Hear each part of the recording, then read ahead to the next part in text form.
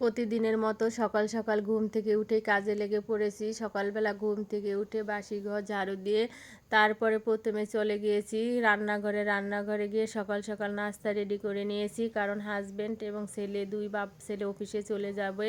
তার জন্য সকালবেলা প্রথমেই আমাকে নাস্তা রেডি করতে হয়। নাস্তা রেডি করে বাপ ছেলেকে নাস্তা করিয়ে অফিসে পাঠিয়ে দিয়ে তারপরে আমি ঘরের কাজে লেগে পড়েছি। প্রথমে ছেলের বিছানা চাদরটা অনেক ময়লা হয়েছিল, চাদরটা পাল্টিয়ে অন্য একটা চাদর বিছিয়ে দিচ্ছি। বিছানা চাদর ময়লা হলে একটু ভালো লাগে না, এজন্য অন্য একটা চাদর বিছিয়ে দিলাম। এক এক করে আমি ঘরের সবগুলো বিছানায় গুছিয়ে নিব, আর ঘরের বিছানা অগোছানো থাকলে দেখতে একটু ভালো লাগে না। ছেলের বিছানাটা গুছিয়ে আমি চলে আসছি মেয়ের বিছানা গোছাতে। মেয়ে ঈদের আগে শ্বশুর বাড়ি চলে গেছে, মেয়ের এই বিছানায় কেউ ঘুমাসে না, এভাবেই পড়ে থাকে। তারপরে একটু ঝেড়ে মুছে পরিষ্কার করে নিলাম, কারণ অনেক ধুলাবালি পড়ে থাকে।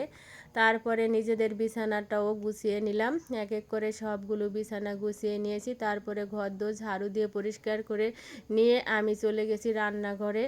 এদিকে আমি বিড়ালের ভাত বসিয়ে দিয়েছি। বিড়ালগুলো অনেক ক্ষুধা লেগেছে, তাদের রান্না কত দূর হলো দেখে বসে বসে দেখতেছে। তাদের অনেক ক্ষুধা লেগেছে, এই তো চুলায় তাদের রান্না হচ্ছে আর তারা রান্নাগুলো পাহারা দিচ্ছে। আর এদিকে আমার এলাকার এক কাকি দুইটা ছোট ছোট দেশি মুরগি দিয়ে গেছে, মুরগি দুইটা জবাই করে নিয়েছি। আর গতকালকে বাজার থেকে হাজবেন্ড কিছু বিড়ালের মাছ আনছিল, মাছগুলো গতকালকে কাটা হয়নি, আজকে সকালবেলায় ভিজিয়ে রাখছি। ভাবিকে বললাম প্রথমে পেঁয়াজ মরিচগুলো আমাকে কেটে দিতে। ভাবি প্রথমে পেঁয়াজ মরিচগুলো কেটে দিয়ে তারপরে প্রথমে মুরগি কেটে নিল। মুরগি কাটা হলে তারপরে মাছগুলো এক এক করে কেটে নিবে। ভাবি অনেক সুন্দর করে মাছ মুরগি কাটতে পারে।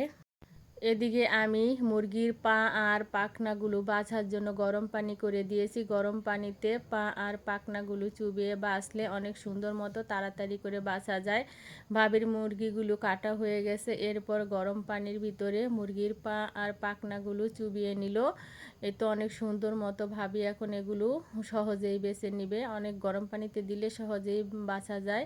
এ তো কত সুন্দর বাছা হইতেছে। এদিকে বিড়ালের ভাতও রান্না হয়ে গেছে। আমি বিড়ালগুলোকে খেতে দিয়ে দিয়েছি, গরমের জন্য খেতে পারে না, ভাতগুলো অনেক গরম।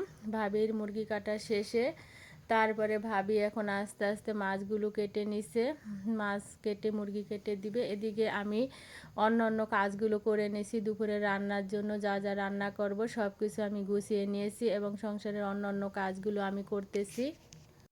দুজন মিলে হাতে হাতে কাজ করলে অনেক সুবিধা মতো সুন্দর মতো তাড়াতাড়ি সহজে কাজগুলো হয়ে যায়, একজনেরও কষ্ট হয় না। আর সংসারে তো অনেক কাজ থাকে, আর মেয়ে বলে কথা, মেয়েদের তো কোনো ছুটি নেই।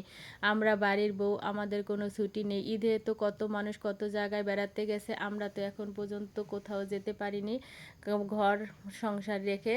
এই তো বিড়ালের মাছগুলো ভাবি কেটে ধুয়ে পরিষ্কার করে দিয়েছে, আমি মাছগুলো প্যাকিং করে নিয়েছি ফ্রিজে রাখার জন্য। এদিকে আমি দুপুরে রান্নার জন্য সব কিছু রেডি করে নিয়েছি। আমি যা যা রান্না করব এক এক করে রান্না করতে শুরু করে দিয়েছি।